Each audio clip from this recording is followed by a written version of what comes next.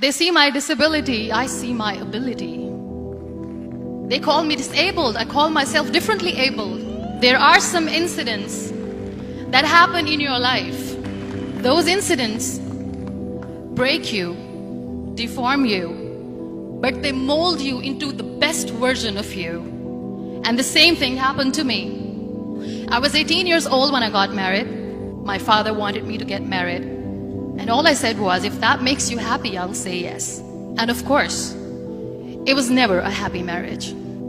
Just about after 2 years of getting married, I met a car accident. Somehow my husband fell asleep and the car fell in the ditch.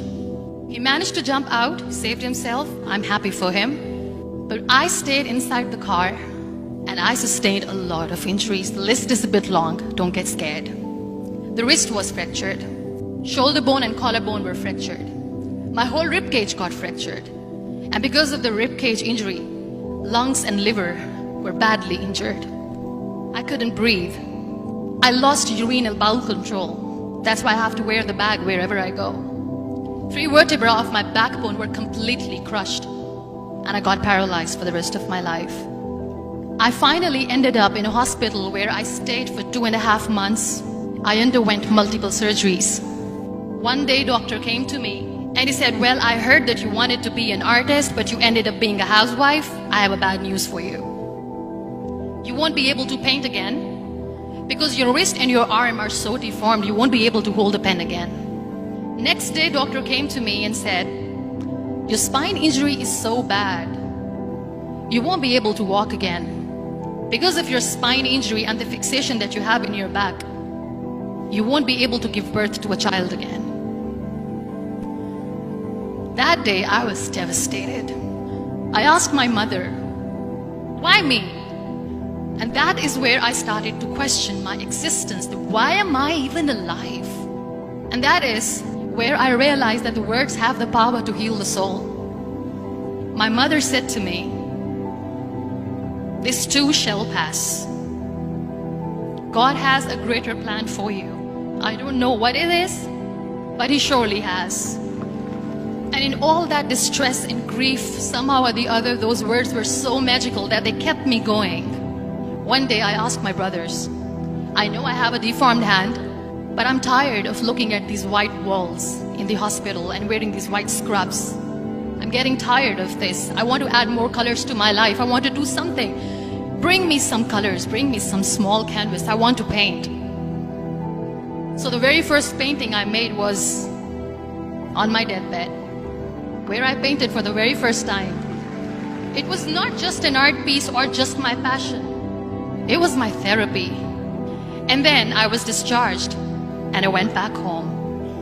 And I went back home and I realized that I have developed a lot of pressure ulcers on my back and on my hip bone. I was unable to sit.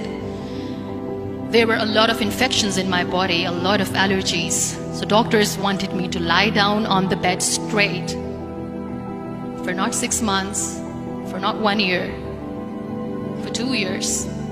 I was bedridden, confined in that one room, looking outside the window, listening to the birds chirping and thinking maybe there will be a time when we'll be going out with the family and enjoying the nature. That was the time where I realized how lucky people are. That is the time where I realized that the day I'm going to sit, I'm going to share this pain with everyone to make them realize how blessed they are, and they don't even consider them lucky. That day I decided that I'm going to fight my fears. We all have fears. Fear of unknown, fear of losing people, fear of losing health, money. We want to excel in career, we want to become famous, we want to get money. We are scared all the time. So I wrote down one by one all those fears. And I decided that I'm going to overcome these fears one at a time. You know what was my biggest fear? Divorce. I was trying to cling on to this person who didn't want me anymore, but I said no. I have to make it work. But the day I decided that this is nothing but my fear, I liberated myself by setting him free. And I made myself emotionally so strong that the day I got the news that he's getting married, I sent him a text that I'm so happy for you and I wish you all the best. And he knows that I pray for him today. Number 2 was, I won't be able to be a mother again. And that was quite devastating for me. But then I realized there are so many children in the world, all they want is acceptance. So there is no point of crying, just go and adopt one. And that's what I did. People think that they will not be accepted by the people because we, in the world of perfect people, are imperfects. So I decided that instead of starting an NGO for disability awareness, which I know will not help anyone, I started to appear more in public. I started to paint. I decided that I'm going to join the national TV of Pakistan as an anchor person. And I've been doing a lot of shows for the last 3 years. I became the National Goodwill Ambassador for UN Women Pakistan, and now I speak for the rights of women, children. We talk about inclusion, diversity, gender equality, which is a must. Every time I go in public, I always smile. It's always a big toothy smile on my face, and people ask me, don't you get tired of smiling all the time? What's the secret? I always say one thing, that I have stopped worrying about the things that I have lost, the people that I have lost. Things and people who were meant to be with me are with me. And sometimes, somebody's absence makes you a better person. Cherish their absence.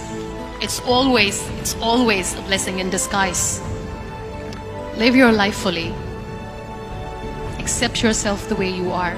Be kind to yourself. Be kind to yourself. I'll repeat, be kind to yourself, and only then you can be kind to others. Love yourself and spread that love. Life will be hard. There will be turmoils, there will be trials, but that will only make you stronger. So when you accept yourself the way you are, the world recognizes you. It all starts from within.